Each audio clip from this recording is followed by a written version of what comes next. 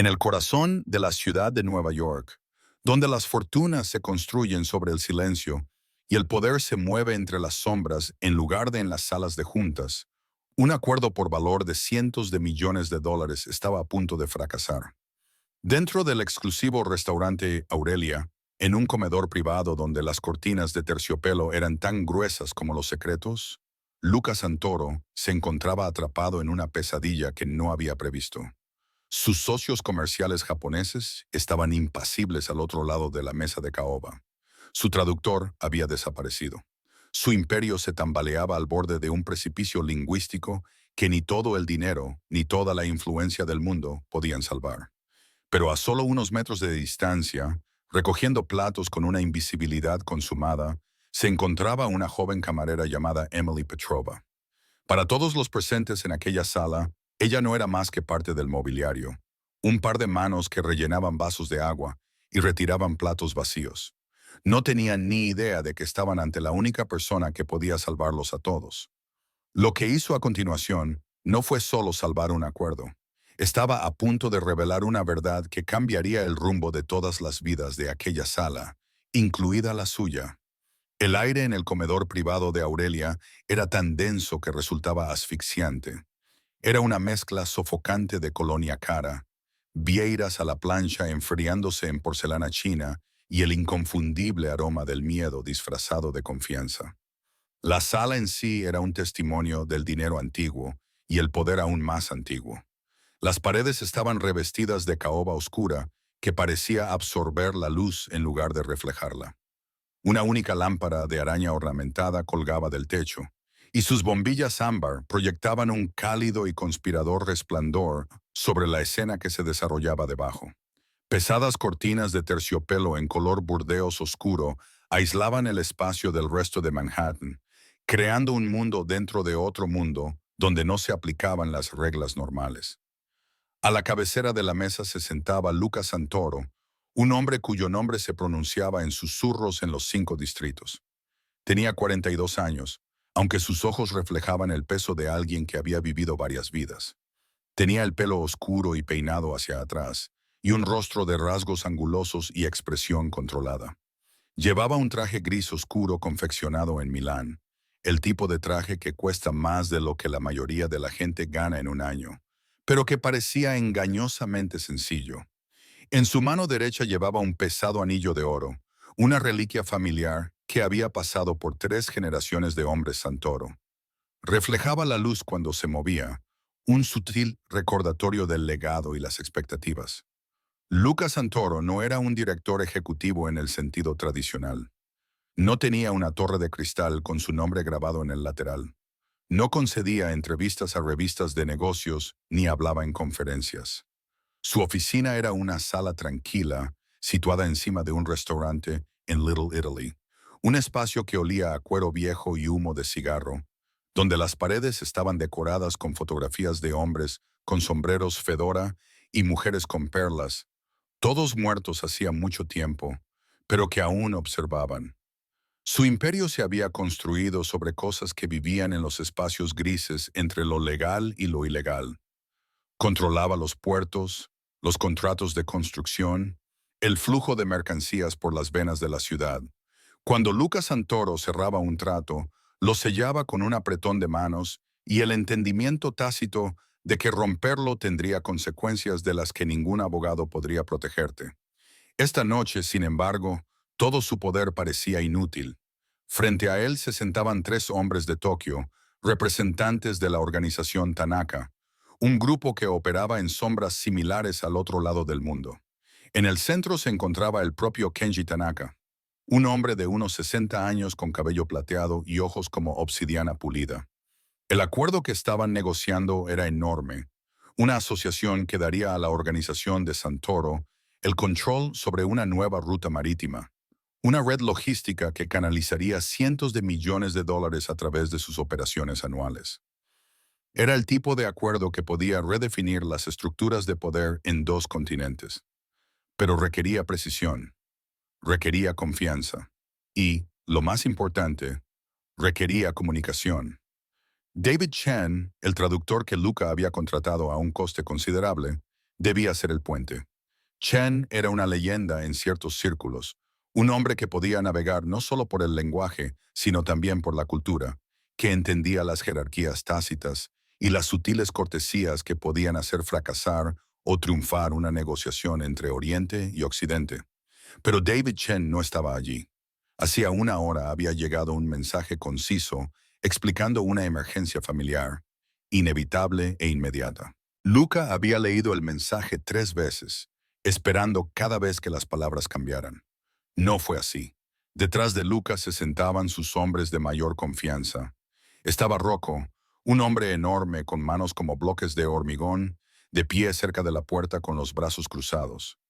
Enzo, más delgado pero no menos peligroso, estaba situado junto a la ventana, con la mirada constantemente escaneando el entorno. Y en la mesa estaba sentado Carmine, el consejero de Luca, un hombre mayor con gafas de montura metálica y la mente de un maestro de ajedrez. Ninguno de ellos podía ayudar con este problema en particular. A pesar de toda su experiencia combinada, ninguno de ellos sabía más que unas pocas palabras en japonés, la mayoría aprendidas en las películas. El señor Tanaka carraspeó y el sonido rompió el silencio opresivo como una cuchilla.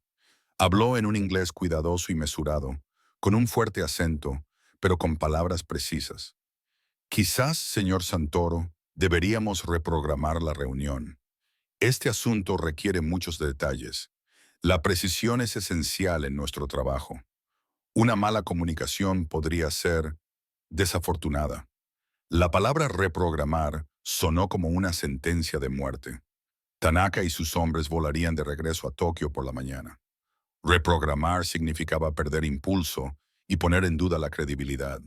Significaba que los competidores de Luca, en particular un despiadado operador llamado Vincent Rossi, que había estado rondando este acuerdo como un tiburón, tendrían tiempo para hacer su propia propuesta. Luca ya había oído rumores de que Rossi estaba cortejando a la organización Tanaka con promesas y concesiones. Esta reunión era su única oportunidad para consolidar la asociación. Perderla no era una opción. Luca se recostó en su silla, con una postura relajada y el rostro impasible, controlando su calma. Cuando habló, su voz era baja y suave, el tipo de voz que no necesitaba elevarse para llamar la atención. En absoluto, señor Tanaka. David Chen solo se ha retrasado por una situación inesperada. Un asunto familiar que no podía esperar. Llegará en breve. Mientras tanto, por favor, disfruten de la comida. El chef de Aurelia ha preparado algo especial para esta noche. Era una mentira, y todos los presentes en la mesa lo sabían. El ligero fruncimiento alrededor de los ojos del señor Tanaka confirmó que el engaño había sido detectado y catalogado. En su mundo, un fallo así no era solo un inconveniente. Era un insulto, un signo de desorganización que planteaba dudas sobre la fiabilidad.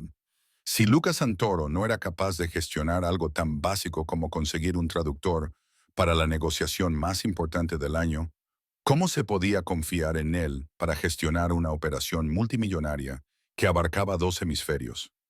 Carmine se inclinó hacia Luca y le susurró, con una voz apenas audible: Luca, tenemos un problema. No podemos discutir los detalles de las rutas de envío o el reparto de ingresos sin una traducción adecuada. Deberíamos considerar posponerlo antes de que empeore la situación. Luca giró ligeramente la cabeza y miró a Carmine a los ojos. No alzó la voz. No era necesario. No lo posponemos. Encontramos una solución. En ese silencio sofocante, en ese momento de desesperación apenas controlada, Emily Petrova se movió por la sala como un fantasma. Tenía 27 años, aunque el cansancio de sus ojos la hacía parecer mayor. Llevaba el pelo castaño claro recogido en un moño apretado y funcional. Su uniforme era sencillo, un vestido negro con un delantal blanco, la vestimenta habitual del personal de servicio de Aurelia. Se movía con una economía de movimientos que provenía de años de práctica, rellenando vasos de agua sin hacer ruido, retirando platos sin llamar la atención. Para los hombres de esa mesa era funcionalmente invisible, parte del fondo, tan anodina como el papel pintado. Pero Emily no era anodina. Detrás de su expresión neutra y sus ojos bajos era un universo de observación y potencial reprimido. No solo oía el silencio de la sala, comprendía su textura y su peso. Veía la compostura forzada en el rostro de Lucas Santoro, la fría decepción en los ojos de los visitantes japoneses, la tensión que irradiaban los hombres que montaban guardia. Llevaba 3 años trabajando en Aurelia y en ese tiempo había aprendido a leer el sutil lenguaje del poder. Sabía cuándo un acuerdo iba bien y cuándo se le estaba rompiendo. Este se estaba rompiendo. Cuando se acercó al plato vacío del señor Tanaka, moviéndose con cuidadosa deferencia, él murmuró una frase suave y reflexiva sin mirarla. Arigato. Gracias. Fue algo automático, una cortesía extendida a alguien que pasaba desapercibido. Los dedos de Emily se detuvieron durante una fracción de segundo sobre la porcelana. La palabra quedó suspendida en el aire, un puente que no esperaba encontrar. Debería haberse limitado a asentir y continuar con su trabajo. Esa habría sido la opción segura, la opción inteligente. Pero algo dentro de ella, una parte que había permanecido dormida durante años, cobró vida. Cruzó la mirada con el señor Tanaka por un instante y respondió con una voz tan suave que casi era un susurro. Duitashimashite. El efecto fue inmediato. Los ojos del señor Tanaka se abrieron ligeramente, la primera grieta en su estoica actitud. La miró de verdad, por primera vez. Su mirada era aguda, evaluadora. Por un momento, la sala pareció contener la respiración. Luego, el momento pasó. El señor Tanaka inclinó la cabeza cortésmente y volvió a la mesa. Al fin y al cabo, ella solo era una camarera. ¿Qué importaba que supiera una o dos frases? Pero Emily sabía qué importaba. Se retiró a un rincón de la sala, con el corazón latiendo más fuerte de lo normal. La palabra japonesa se le había escapado sin querer, un vestigio de una vida que se había visto obligada a abandonar. Observó cómo se desarrollaba la escena.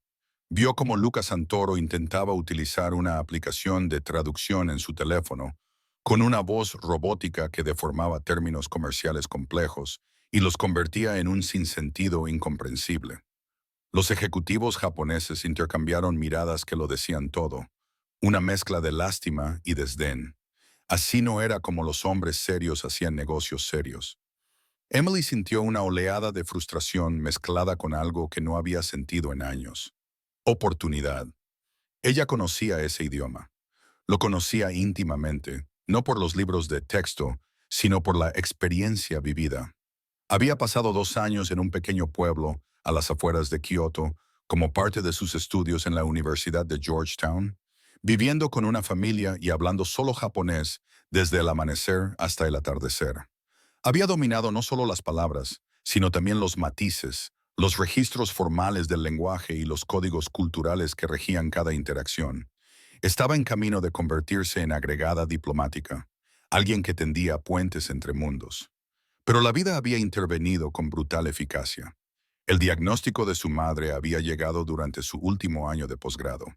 Esclerosis múltiple, agresiva e implacable.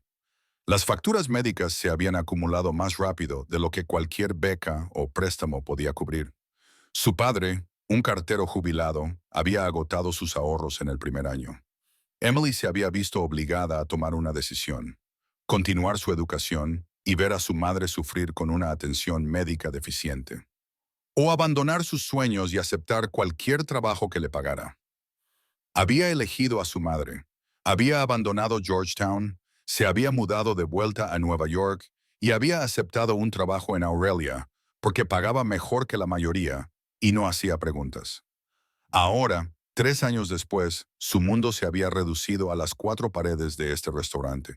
Servía a hombres como Lucas Santoro, hombres que ejercían un poder que ella solo podía imaginar, hombres que nunca sabrían que la mujer que les servía el agua hablaba 5 idiomas y que en otro tiempo había estado destinada a mucho más.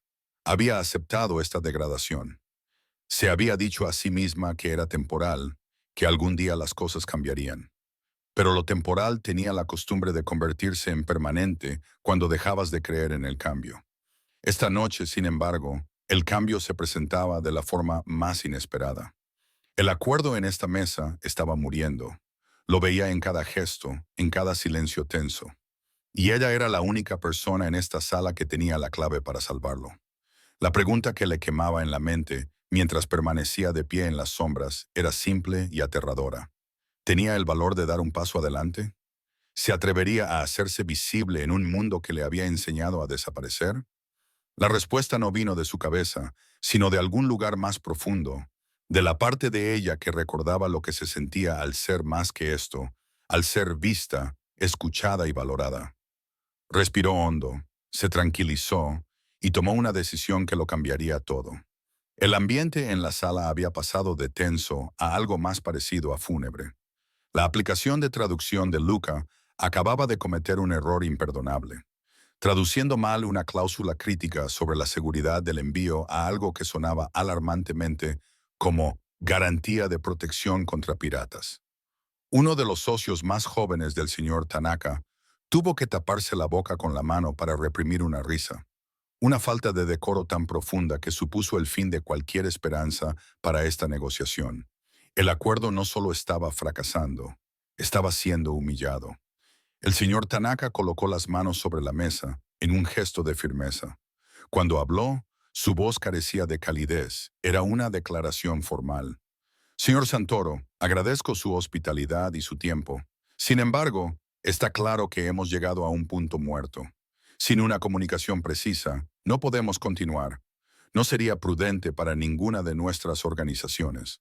Lucas sintió un nudo frío en el pecho. Vio el futuro desarrollarse en ese momento. Vio a Vincent Rossi riendo mientras firmaba el contrato que debería haber sido de Luca. Vio cómo su propia reputación recibía un golpe del que tal vez nunca se recuperaría. En su mundo, el fracaso no era solo una cuestión de dinero. Era una cuestión de respeto, de la percepción de competencia y control. Este fracaso tendría repercusiones. Estaba a punto de ofrecer una concesión, de sugerir un cambio de fecha con garantías y seguridades que sonarían huecas incluso mientras las pronunciaba, cuando una voz suave cortó el aire pesado como una navaja. Perdone mi intromisión, señor. Todas las cabezas de la sala se volvieron hacia el origen de la voz. Era la camarera, Emily. Estaba de pie cerca de la puerta de servicio, con las manos juntas delante de ella en una postura de respetuosa deferencia. No había gritado ni exigido atención. Simplemente había hablado, con voz clara y firme, lo suficientemente alta como para ser oída, pero no tan alta como para parecer presuntuosa. Carmine frunció el ceño e hizo un gesto de desprecio. «Vuelve a la cocina, esto no te concierne». Luca estaba a punto de despedirla también, irritado por la interrupción, cuando se dio cuenta de algo. El señor Tanaka ya no lo miraba. La atención del japonés estaba fija por completo en Emily, con una expresión de intensa curiosidad. La recordaba, la camarera que había respondido en su idioma. «¿Tiene algo que decir, señorita?», preguntó el señor Tanaka, con un inglés directo y una mirada inquebrantable. Emily respiró hondo, con todos sus instintos gritándole que se disculpara y se retirara. Ese no era su lugar. Eran hombres que operaban en un mundo de poder y consecuencias que ella apenas podía comprender. Ella no era nadie, solo una camarera con una bandeja y un delantal. Pero entonces vio su propio reflejo en el panel espejado de la pared del fondo. Vio los ojos cansados, el uniforme que la marcaba como inferior, y algo se encendió dentro de ella. Era su oportunidad, no solo para ayudarlos, sino para salvarse a sí misma de una vida de invisibilidad. Se volvió para mirar directamente al señor Tanaka, y cuando habló, no fue en inglés. Las palabras que salieron de su boca fueron fluidas, respetuosas y complejas, utilizando el estilo formal keigo del japonés, reservado para dirigirse a alguien de alto estatus. «Tanaka-sama», comenzó, inclinando ligeramente la cabeza en el gesto tradicional de respeto. «Gomenasai de gozaimasu». «Perdóneme, señor Tanaka. No pretendo sobrepasar mi posición. Sin embargo, no he podido evitar darme cuenta de que su importante discusión se ha encontrado con un obstáculo. Me duele ver que un asunto de tanta importancia se vea obstaculizado por algo tan simple como el idioma. El efecto fue instantáneo y devastador. Los dos ejecutivos japoneses más jóvenes se sentaron muy erguidos, su compostura cuidadosamente mantenida destrozada por la sorpresa. La máscara estoica del señor Tanaka no solo se resquebrajó, se desmoronó por completo. Miró a Emily con los ojos muy abiertos, incrédulo, como si ella acabara de realizar un truco de magia imposible. Lucas Santoro y sus hombres solo podían mirar en silencio, atónitos. No tenían ni idea de lo que había dicho, pero la reacción al otro lado de la mesa les indicó que era algo extraordinario. Rocco, de pie junto a la puerta, intercambió una mirada de desconcierto con Enzo. Carmine se quitó las gafas y las limpió, como si el problema fuera su visión. Luca fue el primero en recuperar la voz, aunque le salió más áspera de lo que pretendía. ¿Qué le acaba de decir? Emily se volvió hacia él, con expresión tranquila pero el corazón acelerado. Le pedí disculpas por interrumpir, señor Santoro. Le expresé mi pesar porque una dificultad de comunicación impidiera que su importante negocio siguiera adelante. El señor Tanaka se inclinó hacia adelante en su silla, con un cambio radical en su actitud. La frialdad había desaparecido, sustituida por una atención concentrada. Se dirigió a Emily en un japonés rápido, con un tono agudo, a la vez curioso y desafiante. Anata wa bijinesu yogo wo rikai shimasu ka. ¿Entiende la terminología empresarial? Las negociaciones sobre logística internacional y acuerdos financieros requieren un vocabulario especializado. No se trata de una conversación informal. Sin perder el ritmo, Emily respondió con un japonés tan preciso y formal como el suyo. Hai rikai shite orimasu. Sí, lo entiendo. Estudié Relaciones Internacionales y Derecho Mercantil en la Universidad de Sofía. La logística y el derecho contractual fueron algunas de mis áreas de especialización. En ese momento, había tomado una decisión estratégica, sustituyendo Georgetown por la Universidad Sofía de Tokio. Era una apuesta calculada, un pequeño engaño diseñado para establecer una credibilidad inmediata y un terreno académico común. Funcionó. La mención de Sofía, una de las instituciones más prestigiosas de Japón, provocó otra oleada de asombro entre la delegación japonesa. No se trataba de una camarera que había aprendido algunas frases de las películas. Se trataba de alguien con una formación seria y relevante. Lucas sintió que el suelo se movía bajo sus pies. Estaba presenciando algo que desafiaba toda lógica. Su camarera, la joven a la que nunca había prestado atención más allá de su función, estaba manteniendo una conversación de alto nivel con uno de los hombres más poderosos del mundo del hampa de Tokio. No entendía ni una sola palabra de lo que se decía, pero entendía perfectamente el lenguaje corporal. La hostilidad que había invadido la sala momentos antes se estaba evaporando, sustituida por un interés genuino. Luca, susurró Carmine con urgencia, tirándole de la manga. ¿Qué está pasando? ¿Quién es esta mujer? No tengo ni idea, murmuró Luca, con la mirada fija en Emily. Ahora se mantenía más erguida, y la tímida camarera había sido sustituida por alguien seguro de sí mismo y elocuente. Era como ver una transformación, una mariposa emergiendo de su capullo en medio de una crisis. El señor Tanaka se volvió hacia Luca y por primera vez en toda la noche sonrió. Era una sonrisa auténtica, no la máscara de cortesía que había mostrado antes. Señor Santoro, dijo en inglés, con voz cálida, parece que nos ha estado ocultando un valioso activo. Señaló la silla vacía a su lado, la silla que había sido reservada para David Chen. Señorita Emily, respondió ella en voz baja. Emily Petrova. Señorita Petrova, dijo el señor Tanaka con una reverencia respetuosa. Por favor, únase a nosotros en esta mesa. El trayecto desde la esquina de la sala hasta la silla vacía le pareció como cruzar un enorme cañón por una cuerda floja. Todos los ojos seguían los movimientos de Emily. Podía sentir el peso de su sorpresa colectiva, su escepticismo y su esperanza naciente presionándola como una fuerza física. De repente, su delantal de camarera le pareció ridículo, un traje de una obra en la que ya no actuaba. Con manos temblorosas, se lo desató, lo dobló con cuidado y lo colocó en el aparador junto a la pared. Era un pequeño gesto, pero tenía un enorme peso simbólico. La camarera había desaparecido. Alguien más ocupaba su lugar. Se sentó en la silla de cuero, sintiendo su costosa suavidad, tan diferente de los duros taburetes de la sala de descanso del personal. La mesa, alrededor de la cual había dado cientos de vueltas con una bandeja en las manos, se extendía ahora ante ella como una arena. Ya no servía a esos hombres. Estaba sentada entre ellos. Luca la estudió con una intensidad que debería haberle resultado incómoda, pero que de alguna manera no lo era. Sus ojos oscuros, que no se perdían ni un detalle, lo captaban todo. La forma en que se comportaba, la calma y concentración de su expresión, la ausencia total de nerviosismo ahora que se había comprometido con este camino. Se dio cuenta de que había estado ciego. Esta mujer había estado en su presencia docenas de veces y él nunca la había visto realmente. Señorita Petrova, dijo, con voz mesurada, eligiendo cuidadosamente sus palabras. Necesito entender lo que está pasando aquí. El señor Tanaka le preguntó por sus cualificaciones. ¿Qué le respondió? Emily le miró directamente a los ojos. Había una fuerza tranquila en su mirada que no había estado allí cuando sostenía la jarra de agua.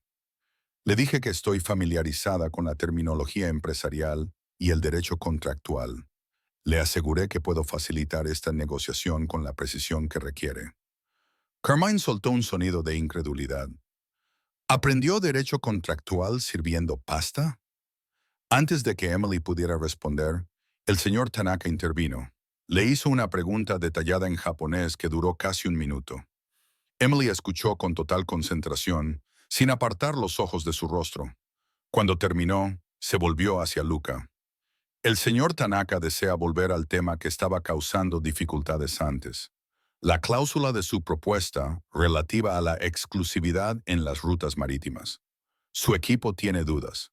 Consideran que el lenguaje es demasiado restrictivo y podría impedirles buscar otras oportunidades en la misma región. Necesitan que les aclare sus intenciones. La mente de Lucas se aceleró. Ese era, efectivamente, el punto conflictivo, el tema en torno al cual había girado la negociación durante la última hora, antes de que la situación con el traductor lo hiciera todo imposible. Era un tema complejo que implicaba derechos territoriales, reparto de ingresos y posicionamiento estratégico a largo plazo. Entregarle esto a alguien con quien nunca había trabajado, alguien cuya única credencial era que podía hablar el idioma, era como apostar una fortuna. Pero, ¿qué otra opción tenía? La alternativa era ver cómo el acuerdo se esfumaba aquí y ahora. Dígale, dijo Luca lentamente, con voz baja y deliberada, que la exclusividad es necesaria. Protege los intereses de ambos. Garantiza que no compitamos entre nosotros en el mismo territorio. Es la base de la asociación. Emily asintió. Pero cuando se volvió hacia la delegación japonesa, no se limitó a traducir sus palabras directamente. Hizo algo mucho más sofisticado. Reformuló el mensaje de manera que reconocía sus preocupaciones y al mismo tiempo presentaba la posición de Luca en términos culturales que resonaran en ellos. Habló en japonés, con un tono respetuoso pero seguro. Santoro Sama desea que les transmita que la cláusula de exclusividad no pretende ser una restricción a la libertad de su organización.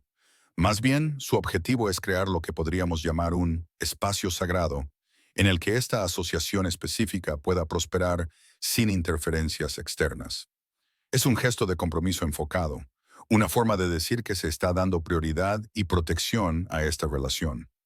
La intención es generar confianza, no limitar las oportunidades. Había utilizado la metáfora de un espacio sagrado, un concepto que tenía un peso cultural significativo en la filosofía empresarial japonesa. Replanteaba la restricción como un honor en lugar de una limitación. Era un matiz que una traducción directa nunca habría captado. El negociador principal del equipo del señor Tanaka, un hombre severo de unos 50 años llamado Sato, se inclinó hacia adelante y habló largo y tendido. Su voz era animada, en ocasiones aguda. Señaló los documentos del contrato que había sobre la mesa y señaló algunos puntos concretos. Emily escuchó con absoluta atención, absorbiendo cada palabra. Cuando Sato terminó, Emily se volvió hacia Luca. Su voz era tranquila y analítica. La principal objeción del señor Sato es la duración de 5 años de la exclusividad. Argumenta que, en el entorno actual del transporte marítimo mundial, 5 años son una eternidad. Los mercados cambian, las regulaciones cambian, surgen nuevas oportunidades. Según este acuerdo, si surgiera una oportunidad de asociación superior, la organización de Tanaka tendría prohibido por contrato aprovecharla. Señala que su organización, aunque respetada, no ha sido puesta a prueba en esta ruta en particular. Asumirían un riesgo significativo con un compromiso a largo plazo con una empresa sin probar. Ella no se había limitado a traducir su objeción. La había destilado, presentando el argumento central con una claridad que superaba la barrera del idioma para revelar la verdadera preocupación comercial que se escondía detrás. Carmine se inclinó hacia Luca con una voz apenas audible. Tiene razón. Esa ha sido su objeción desde el principio. Pensábamos que solo estaban negociando, pero esta es su verdadera preocupación. Luca sintió una extraña sensación, algo entre el vértigo y la revelación. Durante la última hora, había sido la persona más poderosa de la sala y, sin embargo, se había sentido completamente impotente. Ahora, la persona con más poder, la que controlaba si este acuerdo se cerraba o no, era una joven a la que apenas había considerado lo suficientemente humana como para mirarla a los ojos. Miró el contrato y luego volvió a mirar a Emily. Había inteligencia en sus ojos, una aguda capacidad analítica que se le había escapado por completo. ¿Qué propondrías?, preguntó, y la pregunta sorprendió a todos los presentes en la mesa, sobre todo a él mismo. Estaba pidiendo a una camarera un consejo estratégico de negocios. Emily dudó, sorprendida por la pregunta. Miró los rostros alrededor de la mesa, a los ejecutivos japoneses esperando, a los hombres de Luca desconcertados y al propio Luca, cuya autoridad cuidadosamente construida se desmoronaba para revelar una necesidad imperiosa de encontrar una solución. Respiró hondo y le dio su opinión sincera. Señor, la preocupación del señor Sato es legítima. Un compromiso de 5 años es considerable. Pero creo que hay un compromiso que podría satisfacer a ambas partes. ¿Qué pasaría si la exclusividad se redujera a 2 años, seguidos de un periodo de 3 años de derecho de tanteo? Si surgiera una oportunidad mejor, usted tendría 6 meses para igualar o superar sus condiciones. Si no pudiera, ellos serían libres de aprovecharla, manteniendo al mismo tiempo su acuerdo original en condiciones revisadas y no exclusivas. Esto protege su inversión inicial y les da flexibilidad. Demuestra confianza en su capacidad para seguir siendo la mejor opción. La sala quedó en silencio. Era una solución elegante, el tipo de compromiso creativo que podía convertir a los adversarios en auténticos socios. Luca estudió su rostro, buscando cualquier signo de duda o vacilación. No encontró ninguno. Sus ojos eran claros, su expresión segura. Luca Santoro había construido su vida confiando en su instinto sobre las personas. Ese instinto le había mantenido vivo y poderoso en un mundo en el que ambos estaban constantemente amenazados. En ese momento, todos sus instintos le decían que esta mujer imposible y extraordinaria, le estaba ofreciendo no solo una solución, sino un camino a seguir que él no había visto. Dígale al señor Tanaka, dijo, con voz que transmitía el peso de una decisión tomada, que tiene un trato. Cuando Emily tradujo la aceptación de Luca, la transformación en la sala fue inmediata y profunda. La tensión opresiva que se cernía sobre la mesa como una nube de tormenta se disipó en un instante, sustituida por una energía casi eléctrica de alivio y respeto mutuo. El rostro del señor Tanaka se iluminó con una amplia y genuina sonrisa, la primera muestra de cordialidad que había mostrado en toda la velada. Se levantó y extendió la mano a Luca por encima de la mesa. El apretón de manos fue firme, un sello físico de un acuerdo que se había salvado del borde del colapso. Los ejecutivos japoneses más jóvenes comenzaron a hablar rápidamente entre ellos, y su formalidad anterior dio paso a una animada emoción. Se barajaron papeles, se activaron tabletas y los abogados de ambas partes comenzaron a tomar notas y a hacer enmiendas a los documentos del contrato. Durante todo el proceso, Emily se mantuvo como el centro tranquilo de la tormenta. Facilitó todos los intercambios, traduciendo la terminología jurídica con una fluidez que dejó a la propia gente de Luca luchando por seguirle el ritmo. Navegó por los delicados matices culturales del cierre de un acuerdo, asegurándose de que ambas partes se sintieran honradas y victoriosas. Se aseguró de que los términos revisados se captaran con precisión, de que no hubiera ambigüedades que pudieran generar resentimiento más adelante. Cuando el documento final modificado estuvo listo, el asistente de Lucas sacó una costosa pluma estilográfica, de las que tienen un peso considerable. Luca firmó con un gesto grandilocuente, con una firma audaz y segura, símbolo de un legado asegurado contra todo pronóstico. Pasó la pluma al señor Tanaka, que firmó con la misma solemnidad. El acuerdo estaba cerrado. Cientos de millones de dólares en ingresos por transporte, salvados de un desastre seguro por la persona menos probable de la sala. Carmane pidió que trajeran champán de la bodega del restaurante, las buenas botellas que se reservaban para momentos verdaderamente importantes. A medida que se llenaban y levantaban las copas, el ambiente se volvió festivo. Los ejecutivos japoneses, que 2 horas antes se mostraban tan rígidos y formales, ahora estaban relajados y reían, intercambiaban tarjetas de visita y discutían posibilidades futuras. Pero los mayores elogios se reservaron para Emily. El señor Tanaka levantó su copa hacia ella, con voz resonante y genuina admiración. Por la señorita Petrova, declaró, la negociadora más brillante y sorprendente que he tenido el placer de conocer.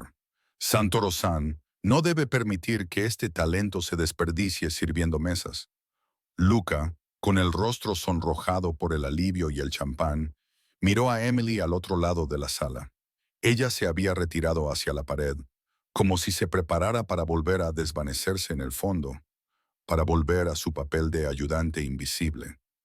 Pero eso ya era imposible. Todos los presentes la habían visto. No había vuelta atrás a la invisibilidad. No se preocupe, Tanaka-san, dijo Luca, con la mirada fija en Emily. No tengo intención de desperdiciar su talento. La fiesta finalmente llegó a su fin. La delegación japonesa se marchó con la promesa de ejecutar rápidamente los términos del contrato y con la esperanza de una larga y rentable. Los hombres de Lucas se marcharon uno a uno, cada uno de ellos lanzando miradas de asombro a Emily al pasar, como si fuera una especie de criatura mítica que hubiera aparecido en medio de ellos. Finalmente, la sala quedó vacía, excepto por Luca y Emily. La mesa estaba llena de restos de la histórica comida, vasos vacíos y papeles esparcidos. La luz ámbar de la lámpara de araña proyectaba largas sombras sobre la caoba. Luca se acercó a donde estaba Emily. Parecía cansado, pero el estrés aplastante de antes había sido sustituido por otra cosa, una curiosidad profunda y contemplativa. No sé qué decirle, comenzó, con una voz más suave de lo que ella había oído nunca. Gracias parece insuficiente para lo que ha hecho esta noche. No solo ha salvado un acuerdo, señorita Petrova. Puede que haya salvado mi reputación, mi negocio, quizás más. Solo estoy agradecida por haber podido ayudar, señor, dijo Emily en voz baja, sintiéndose de repente incómoda ahora que la crisis había pasado y estaban solos. Luca negó lentamente con la cabeza. No, lo que hiciste no fue solo ayudar. Lo que hiciste fue brillante. La forma en que reformulaste los argumentos, la conciencia cultural, el pensamiento estratégico. Eso no se puede enseñar en un aula. Hizo una pausa. Tanaka mencionó la Universidad de Sofía. ¿De verdad estudiaste allí? Este era el momento que Emily había estado temiendo. El momento en que su pequeña mentira saldría a la luz. Sabía que llegaría. Respiró hondo y decidió decir la verdad. Toda la verdad. No, señor, dijo, con la mirada firme a pesar de su nerviosismo. Nunca he estado en la Universidad Sofía. Estudié Relaciones Internacionales y Estudios de Asia Oriental en la Universidad de Georgetown. Luca arqueó la ceja, sorprendido. ¿Georgetown? Es uno de los mejores programas del país. ¿Qué pasó? La compostura profesional de Emily se resquebrajó ligeramente, dejando al descubierto a la joven agotada que había debajo. La vida pasó, señor Santoro. A mi madre le diagnosticaron una forma agresiva de esclerosis múltiple hace 5 años. Los tratamientos médicos, los cuidados las 24 horas del día, las instalaciones especializadas, fue devastador desde el punto de vista económico. Los ahorros de mi padre se agotaron en el primer año. Tuve que dejar mis estudios de posgrado para trabajar. Acepté 2 empleos. Este es uno de ellos. Necesitaba mantenerla bajo cuidados adecuados y pagar las facturas que seguían llegando. Habló sin autocompasión, exponiendo los hechos brutales de su vida con la misma precisión tranquila que había utilizado para traducir las cláusulas del contrato. Pero había cansancio en su voz, el peso acumulado de 5 años de sacrificio. La historia flotaba en el aire entre ellos, en marcado contraste con el lujo dorado de su entorno. Luca permaneció en silencio durante un largo rato. Él, que había pasado su vida lidiando con duras realidades, se enfrentaba a una realidad más dura que la mayoría. Ahí estaba una mente que debería haber estado dando forma a políticas o asesorando a diplomáticos, y en cambio se había utilizado para recordar quién quería agua con gas y quién sin gas. La injusticia de la situación le impactó con una fuerza inesperada. Siempre había creído en reconocer el talento, en elevar a quienes lo merecían. Y aquí, el talento más formidable que había encontrado en años había estado oculto a plena vista, enterrado bajo circunstancias que escapaban a su control. «Tú japonés», dijo, con la voz cargada de una emoción que rara vez se permitía sentir. «Es impecable, mejor que el de Chen, y le pagué una fortuna. Viví en una zona rural cerca de Kioto durante 2 años como parte de mi carrera», explicó Emily. «Inmersión total. Se aprende rápido cuando nadie habla inglés y necesita sobrevivir». Luca finalmente lo entendió. No era solo formación académica, era experiencia vivida combinada con inteligencia natural y forjada en el fuego de las dificultades. Esa combinación era lo que había presenciado esa noche. Metió la mano en el bolsillo interior de su chaqueta y sacó una pequeña tarjeta. En ella estaba impreso su nombre, nada más. Se la entregó. «Este es mi número privado», dijo. «Muy poca gente lo tiene. Quiero que me llames mañana por la mañana. Tenemos que hablar». Emily miró la tarjeta. Le pareció más pesada de lo que debería. «¿Una conversación sobre qué, señor?» Una sonrisa sincera se dibujó en los labios de Luca, el tipo de sonrisa que lo hacía parecer más joven, casi infantil. «Sobre tu futuro. Sobre lo que realmente vales para una organización que sabe valorar el talento. Emily Petrova, tu carrera como camarera ha terminado, si tú quieres». Emily no durmió esa noche. Se sentó en su pequeño apartamento de Queens, un estudio abarrotado con techos manchados de humedad y un radiador que traqueteaba durante toda la noche. La tarjeta de visita descansaba sobre la desgastada mesa de la cocina como una reliquia de otra dimensión. La adrenalina de la noche se había desvanecido hacía tiempo, dejando tras de sí una mezcla surrealista de euforia y terror que le hacía temblar las manos cuando cogía la taza de café. ¿Podía ser esto real? La vida con la que había soñado, la que le habían arrebatado hacía 5 años, ¿estaba de nuevo a su alcance? ¿O llamaría a ese número por la mañana solo para descubrir que Luca Santoro había recobrado la cordura, se había dado cuenta de lo absurdo que era contratar a su camarera y le había pedido amablemente que se olvidara de todo? La duda, esa compañera familiar y desagradable, se coló por las grietas de su esperanza. Los hombres como Luca Santoro vivían en un universo diferente, uno en el que los problemas se resolvían con dinero y contactos, no con el valor desesperado de los trabajadores del sector servicios. ¿Qué le hacía pensar que ella pertenecía a ese universo? Pero entonces pensó en su madre. La imaginó en la residencia, en esa pequeña habitación con la luz fluorescente parpadeante y el olor a desinfectante que nunca desaparecía del todo. El cuerpo de su madre se estaba deteriorando, pero su mente seguía siendo aguda, todavía llena de culpa por la carga que su enfermedad había supuesto para su única hija. La idea de poder decirle que todo iba a salir bien, que la interminable preocupación por el dinero había terminado por fin, era una luz tan brillante que dolía mirarla directamente. Esa idea, más que nada, le dio a Emily el valor que necesitaba. A las 9 en punto de la mañana, con la mano ligeramente temblorosa, marcó el número de la tarjeta.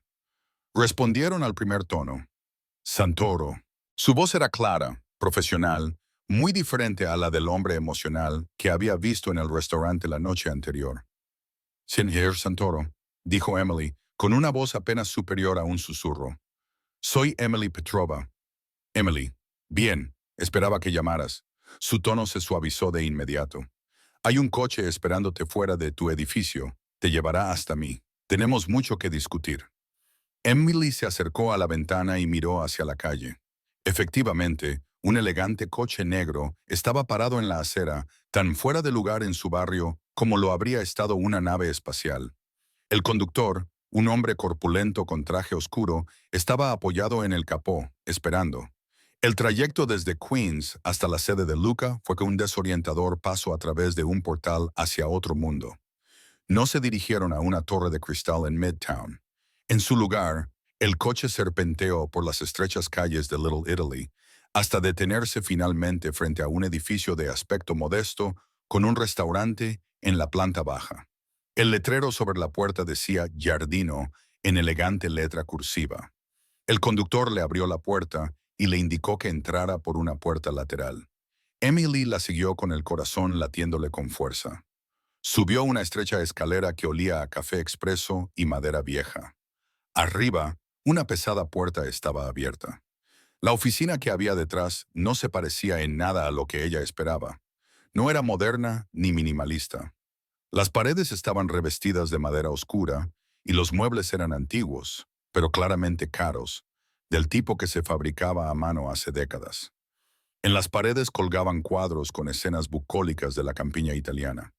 Un gran escritorio dominaba un extremo de la habitación y detrás de él colgaba una fotografía de un hombre de aspecto severo con un sombrero fedora, cuyos ojos seguían siendo intensos incluso después de décadas.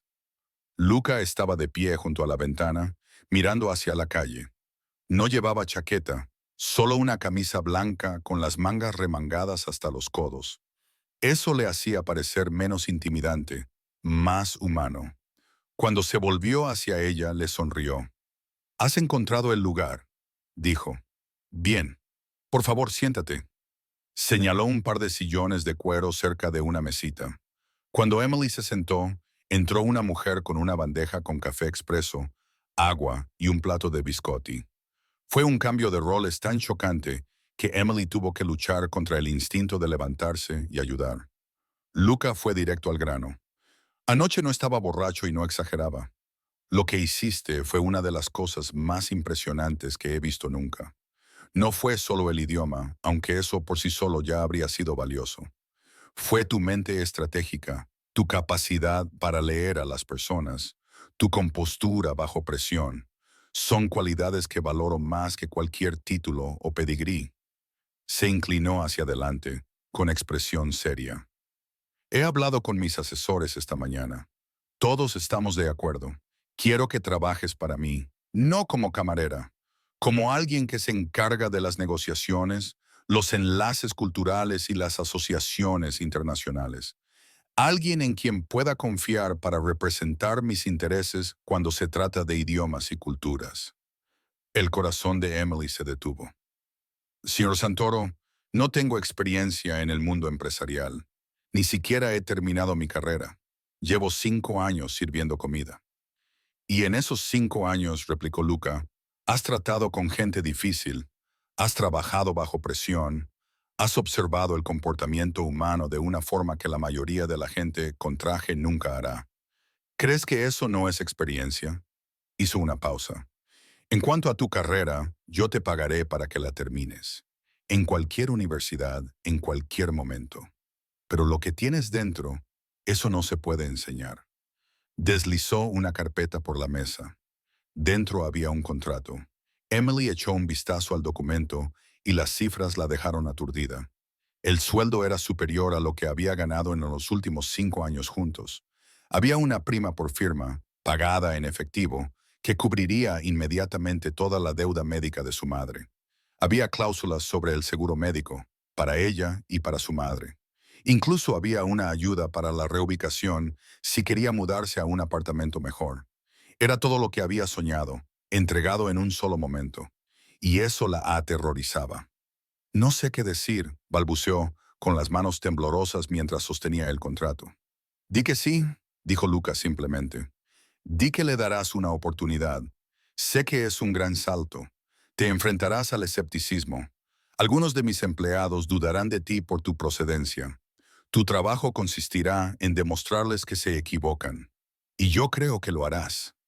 Emily lo miró, a ese hombre poderoso que operaba en las sombras, que inspiraba respeto con su silencio y sus gestos sutiles. Se dio cuenta de que le estaba ofreciendo más que un trabajo. Le estaba ofreciendo la oportunidad de recuperar la vida que le habían robado, de convertirse en la persona que estaba destinada a ser. Pensó en su madre. Pensó en las interminables noches de agotamiento, la constante ansiedad por el dinero, la lenta muerte de la esperanza. Pensó en la mujer que había sido antes de todo esto, la estudiante segura de sí misma que creía que podía cambiar el mundo. Sí, dijo, con voz ahora más firme. Sí, lo haré. Lucas sonrió, y fue una sonrisa de auténtica calidez. Extendió la mano sobre la mesa. Cuando Emily se la estrechó, su apretón fue firme, el apretón de manos de dos iguales que llegan a un acuerdo. Bienvenida a la familia, señorita Petrova, dijo. Ahora veamos de lo que eres capaz. Las primeras semanas en su nuevo puesto fueron un brutal bautismo de fuego. Los rumores se extendieron por la organización de Luca como la pólvora. El jefe había contratado a una camarera para un puesto de verdadera autoridad. Para muchos, parecía un capricho excéntrico, una decisión inexplicable que desafiaba toda lógica. Emily caminaba por los pasillos bajo una nube de susurros y miradas escépticas. El consejero de Luca, Carmine, y su círculo más cercano se mostraron especialmente reacios. La ponían a prueba constantemente durante las reuniones, lanzándole preguntas complejas con la esperanza de desenmascararla como una impostora. Convenientemente, se olvidaban de incluirla en las comunicaciones importantes. Hacían comentarios, lo suficientemente altos como para que ella los oyera, sobre cómo servir pasta no cualificaba a alguien para un trabajo estratégico, pero malinterpretaban fundamentalmente quién era Emily. Pensaban que su talento era un truco de fiesta, la capacidad de hablar japonés. No se daban cuenta de que su verdadera habilidad era su mente, su capacidad para analizar, adaptarse y resolver problemas que otros ni siquiera podían ver con claridad. Emily no se enfadó. Se puso a trabajar. Llegaba a la oficina antes que nadie y se quedaba hasta mucho después de que todos se hubieran ido a casa. Estudiaba todos los archivos a los que podía acceder, todos los informes, todos los análisis. Su formación académica, inactiva durante 5 años, volvió a cobrar vida. Absorbió la información a una velocidad que sorprendió a los analistas encargados de informarla. Luca le hizo una prueba, un pequeño problema interno que resolver. Había una disputa contractual con una empresa de logística alemana, una negociación amarga que llevaba meses estancada y que estaba costando dinero y buena voluntad a ambas partes. Carmine le entregó los archivos con una sonrisa burlona, esperando claramente que fracasara. Emily pasó 2 días leyendo todos los documentos, todos los correos electrónicos, todos los informes legales.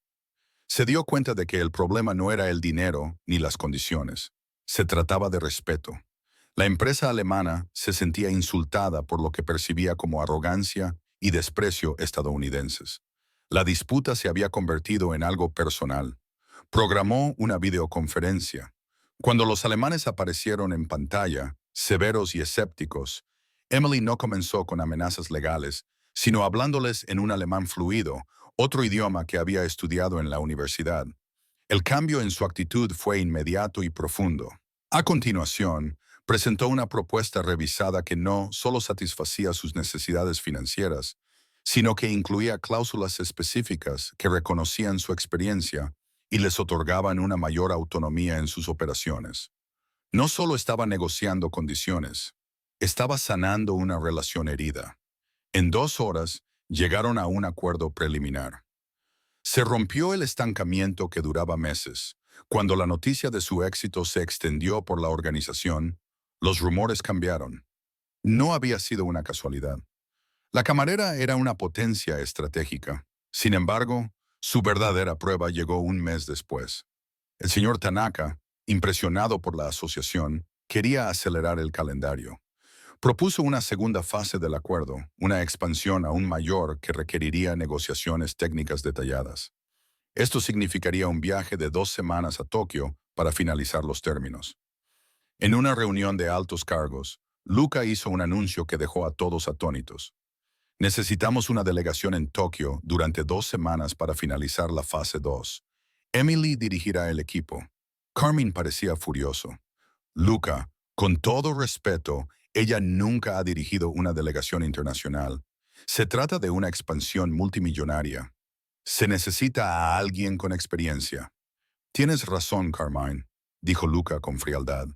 Requiere a nuestro mejor negociador. Esa es Emily. Tú y un equipo de especialistas iréis con ella para prestarle apoyo. Pero ella está al mando. ¿Queda claro? El vuelo a Tokio en un avión fletado fue tenso. Carmine y su equipo trataron a Emily con una frialdad y formalidad que, de alguna manera, era peor que la hostilidad abierta.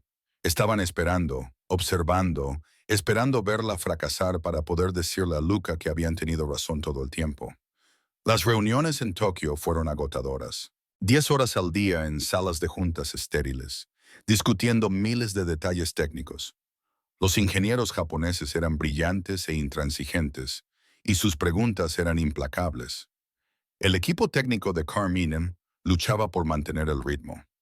La crisis llegó al tercer día. Surgió una compleja disputa sobre los protocolos de integración del sistema. Los ingenieros japoneses presentaron datos que sugerían un posible conflicto que podría causar fallos catastróficos. El equipo de Carmine insistió en que el análisis japonés era erróneo, que sus propias simulaciones no mostraban tal problema. La discusión se caldeó, ambas partes se atrincheraron. El acuerdo estaba en peligro. Esa noche, Emily no durmió. No era ingeniera, pero era una investigadora de talla mundial. Pasó toda la noche revisando cientos de páginas de datos técnicos de ambos equipos, buscando el origen de la discrepancia. Hacia las 4 de la madrugada, impulsada por el café y su firme determinación, lo encontró. Se trataba de un pequeño error en los supuestos básicos, una diferencia cultural que se había traducido en código. El equipo estadounidense partía de un modelo operativo, mientras que el japonés partía de otro. Ninguno de los dos estaba equivocado. Simplemente respondían a preguntas diferentes. A la mañana siguiente, entró en la sala de juntas con aspecto agotado, pero concentrada. Antes de que los ingenieros pudieran reanudar su discusión, se dirigió a la pizarra. «Caballeros», dijo con voz clara y autoritaria, «creo que he encontrado el problema. Y no está en los datos, está en la filosofía». Durante los siguientes 30 minutos, hablando con fluidez tanto en inglés como en japonés, explicó su descubrimiento. No culpó a ninguna de las dos partes. En cambio, lo planteó como una oportunidad. Al combinar ambos enfoques, podían crear un sistema más robusto que el que cualquiera de ellos había imaginado. Cuando terminó, la sala quedó en silencio. Entonces el señor Sato, el severo ingeniero jefe, se puso de pie y se inclinó profundamente. «Petrova-san», dijo con voz llena de respeto, «esa es la solución más brillante que he visto nunca». El resto de la negociación fue una formalidad. Consiguieron el acuerdo de expansión y forjaron una auténtica asociación basada en el respeto mutuo. En el vuelo de vuelta a casa, el ambiente era completamente diferente. Carmine estaba callado, pensativo. Los especialistas pedían la opinión de Emily, tratándola como su líder. No solo había ganado el acuerdo, se había ganado su respeto. Cuando regresaron a Nueva York, la noticia les había precedido. La expansión era oficial y valía cientos de millones. Luca recibió a Emily no en su despacho privado, sino en la zona principal, donde todos podían verlos. Le estrechó la mano con firmeza, un respaldo público que no dejaba lugar a dudas. Los rumores sobre la camarera finalmente se acallaron. En su lugar surgió una leyenda. Emily Petrova ya no era una curiosidad, era una fuerza. Con su nueva seguridad financiera, lo primero que hizo Emily fue trasladar a su madre. La trasladó de un centro de cuidados básicos a un centro de tratamiento de vanguardia especializado en esclerosis múltiple. El nuevo centro contaba con médicos de renombre, terapias avanzadas y hermosas habitaciones con vistas al jardín. La primera vez que Emily la visitó allí, encontró a su madre sentada en una silla de ruedas en un patio privado, con un aspecto más fuerte que en años. Emily, dijo su madre con lágrimas en los ojos, nunca pensé que vería un lugar como este. Solo lo mejor para ti, mamá, dijo Emily, arrodillándose junto a la silla de ruedas. Todas las deudas han desaparecido. Ya no tienes que preocuparte por nada.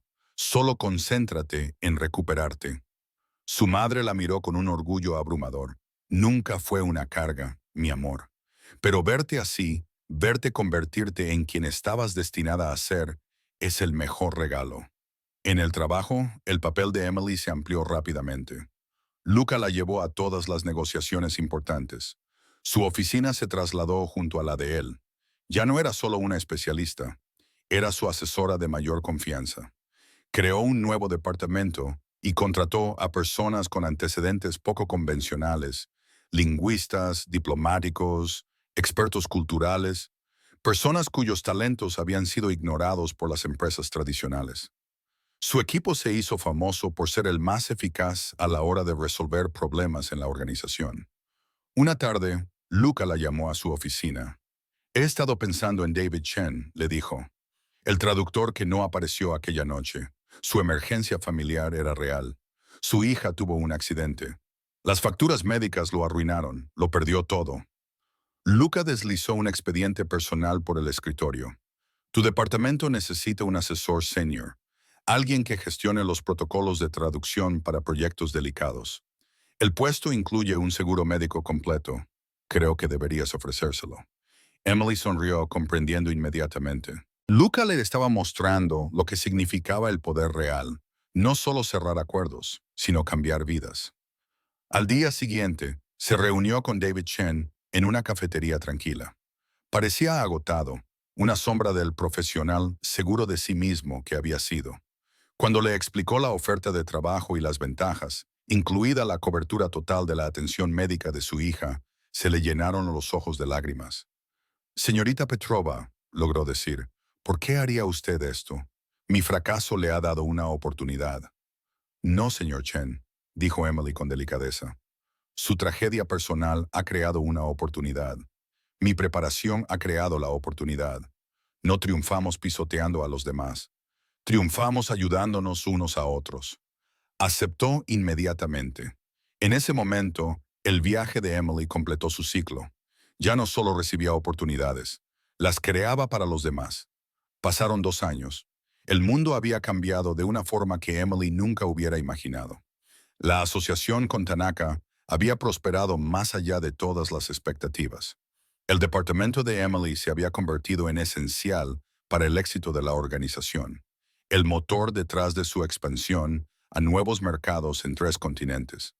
Emily Petrova ya no era una leyenda, era una institución. Su nombre era sinónimo de una nueva forma de hacer negocios, basada en la comprensión, el respeto y la resolución creativa de problemas. Había aparecido en publicaciones de negocios, aclamada como una visionaria. Ahora estaba sentada a la cabecera de una mesa de conferencias en Ginebra, dirigiendo las negociaciones finales para una importante asociación con una empresa suiza. Su equipo de expertos la flanqueaba. Al otro lado de la mesa, los ejecutivos suizos escuchaban con atención mientras ella articulaba términos complejos en un suizo-alemán impecable. Desde el fondo de la sala observaba a Luca Santoro. Ya casi nunca asistía a las negociaciones. Confiaba plenamente en Emily, pero había acudido a esta solo para verla trabajar. Vio la misma brillantez de aquella primera noche, ahora refinada por la experiencia y respaldada por una autoridad real. Sintió un profundo orgullo, no por haberla descubierto, sino por haberla visto convertirse en todo lo que era capaz de ser. Después de firmar el acuerdo, Luca y Emily dieron un paseo por la orilla del lago Le Mans. El sol se ponía detrás de las montañas, pintando el cielo de colores brillantes. Solía pensar, dijo Luca pensativo, que el éxito tenía que ver con el poder, con el control, con ganar mientras otros perdían. Suma cero. Se detuvo y se volvió hacia ella. Tú me enseñaste lo contrario. Me mostraste que los mejores acuerdos no son transacciones, son relaciones. Me mostraste que nuestras vulnerabilidades pueden convertirse en nuestras mayores fortalezas si somos lo suficientemente humildes como para aceptar ayuda. Fuiste lo suficientemente humilde como para escuchar, dijo Emily con delicadeza. Eso es poco habitual en alguien en tu posición. Él se rió. Estaba lo suficientemente desesperado como para escuchar. La humildad vino después. Hizo una pausa. Hay algo que tengo que contarte. Mis asesores y yo hemos estado discutiendo el futuro de la organización. Necesitamos a alguien que supervise las operaciones diarias de todas nuestras divisiones. Alguien con visión y que se gane el respeto de todos. Hemos votado por unanimidad. La miró directamente. Emily, queremos que seas nuestra directora de operaciones. Básicamente, dirigirías toda la empresa. Emily se detuvo con el corazón acelerado. Camarera, negociadora, jefa de departamento. Y ahora esto. La trayectoria era imposible, pero ahí estaba. Hay una condición, añadió Luca con expresión seria. ¿Cuál es? Tienes que tomarte unas vacaciones de verdad, un mes, como mínimo. Ve a ver mundo, no por trabajo, sino por ti misma. Emily sonrió, una sonrisa radiante y sincera. Puedo aceptar esa condición. Sabía exactamente a dónde iría primero. A un pequeño pueblo a las afueras de Kioto, para agradecer en silencio al lugar que le había dado las palabras que cambiaron su vida. El increíble viaje de Emily es un testimonio de algo que a menudo olvidamos en nuestro mundo moderno. El valor de una persona no se define por su uniforme o su cargo. Se define por el talento que posee, la resiliencia que demuestra y el coraje que reúne cuando se le presenta una oportunidad.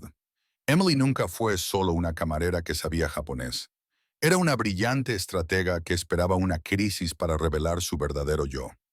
Su historia nos desafía a todos a mirar más allá de la superficie, a valorar los talentos ocultos de las personas que nos rodean y a no subestimar nunca a nadie por su posición en la jerarquía social. Los regalos más extraordinarios suelen venir envueltos en los paquetes más comunes. La persona que te sirve el café puede ser la persona que cambie tu vida. La clave está en tener la sabiduría para reconocer el talento cuando aparece y el valor para darle la oportunidad de brillar. Lucas Santoro tenía esa sabiduría. Emily Petrova tenía ese talento. Juntos, demostraron que, a veces, los mejores acuerdos no tienen que ver con el dinero o el poder. Tienen que ver con las oportunidades que nos damos unos a otros. Si esta historia te ha emocionado, compártela con alguien que necesite escucharla. Hazle saber que su situación actual no define su potencial. Hazle saber que un solo momento de valentía, una sola decisión de dar un paso adelante y utilizar sus dones únicos, puede cambiarlo todo. ¿Qué habrías hecho tú en el lugar de Emily? ¿Habrías tenido el valor de alzar la voz, de arriesgarlo todo en un solo momento? Cuéntanoslo en los comentarios. Y recuerda, la próxima vez que interactúes con alguien que te preste un servicio, en cualquier función que la sociedad te diga que es pequeña o insignificante, fíjate un poco más. Puede que tengas delante a alguien grande esperando a ser reconocido.